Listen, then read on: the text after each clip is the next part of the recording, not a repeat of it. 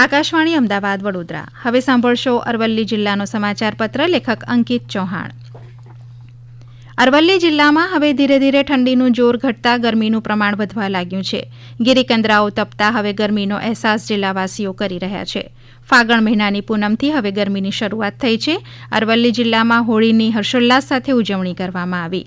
આ સાથે જ યાત્રાધામ શામળાજી ખાતે 5 દિવસ સુધી ધૂળેટીના પર્વની ઉજવણી કરવામાં આવતી હોય છે. અહીં મંદિર પરિસરમાં હોળી પ્રગટાવવામાં આવી હતી. 5 દિવસ સુધી ભગવાન શામળિયાને શ્વેત વસ્ત્રો પહેરાવવામાં આવે છે અને કુદરતી રંગોનો છંટકાવ પણ કરવામાં આવે છે. પૂનમને લઈને યાત્રાધામ શામળાજી ખાતે મોટી સંખ્યામાં ભક્તો દર્શન કરવા માટે પહોંચ્યા હતા. તો 11થી 13 સુધી માલપુર ખાતે આંબલી 11નો મેળો પણ યોજાયો હતો. જ્યારે મેઘરજ તાલુકાના નવાગામ ઈસરી ખાતે પણ 11થી 13નો મેળો યોજાયો હતો. અહીં નવવિવાહિત યુગલો આવે છે અને પરંપરાગત મેળાની ઉજવણીમાં જોડાતા હોય છે. હનુમાનજી મંદિરે વિશેષ પૂજા અર્ચના પણ કરાઈ છે. આદિવાસી સમાજનો પરંપરાગત મેળો જોવા માટે રાજસ્થાન સહિત આસપાસના જિલ્લામાંથી લોકો અહીં ઉમટી પડે છે. ધૂળેટીના પર્વને લઈને કુદરતી રંગોની માંગમાં વધારો થયો છે. અરવલ્લી જિલ્લાના પ્રાકૃતિક ખેડૂત અરવિંદભાઈ પટેલ દ્વારા કેમિકલ મુક્ત કુદરતી હોળીના રંગોનું વેચાણ શરૂ થયું છે. કેસુડા, બીટ, પાલક સહિત કુદરતી સ્ત્રોતોથી બનાવાયેલા રંગો ત્વચા અને બાળકો માટે સુરક્ષિત છે. પર્યાવરણ મિત્ર આ પહેલને નાગરિકોનો સારો પ્રતિસાદ મળી રહ્યો છે. સ્વસ્થ અને હરિત હોળી ઉજવવાનો સંદેશ પણ આપવામાં આવ્યો હતો.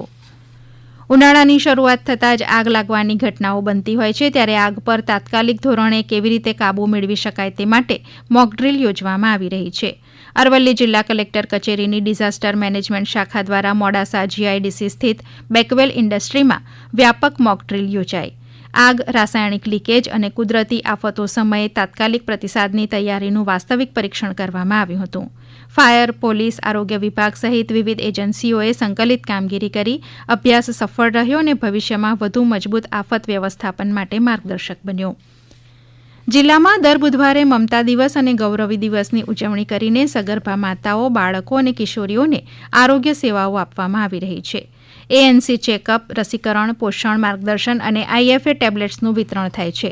આ કાર્યક્રમોથી સ્વસ્થ માતા, સ્વસ્થ બાળક અને સશક્ત યુવતીઓનું નિર્માણ થઈ રહ્યું છે. અરવલ્લી જિલ્લા ઉદ્યોગ કેન્દ્ર અને સ્વદેશી જાગરણ મંચના સંયુક્ત ઉપક્રમે મોડાસામાં ઔદ્યોગિક માર્ગદર્શક સેમિનાર યોજાયો. ઉદ્યોગ સ્થાપન, સરકારી સહાય, મુદ્રા અને MSME યોજનાઓ અંગે વિસ્તૃત માહિતી આપવામાં આવી હતી. સ્વદેશી ઉત્પાદનોને પ્રોત્સાહન આપવા પણ ભાર મૂકાયો હતો. આ કાર્યક્રમમાં સ્થાનિક ઉદ્યોગોને સન્માનિત કરી રોજગારી અને ઔદ્યોગિક વિકાસને વેગ આપવાનો સંકલ્પ વ્યક્ત થયો હતો.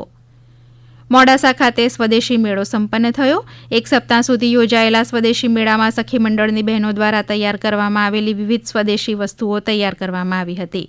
આ માટે મોડાસા નગરપાલિકા અને જિલ્લા વહીવટીતંત્ર દ્વારા વિશાળ ડોમ તૈયાર કરાયો હતો, જેમાં વિવિધ સ્ટોલ કાર્યરત થયા હતા, જેથી મહિલાઓ તહેવારોના સમયમાં અહીંથી તેમની સ્વદેશી ચીજવસ્તુનું વેચાણ કરી શકે અને રોજગારીનું સર્જન કરી શકે. અરવલ્લી જિલ્લા કલેક્ટર સહિતના ઉચ્ચ અધિકારીઓએ આ મેળાને ખુલ્લો મૂક્યો હતો. આપ સાંભળી રહ્યા હતા અરવલ્લી જિલ્લાનો સમાચાર પત્ર. લેખક અંકિત ચૌહાણ. પ્રસારણ આકાશવાણીના અમદાવાદ વડોદરા કેન્દ્ર પરથી કરવામાં આવ્યું.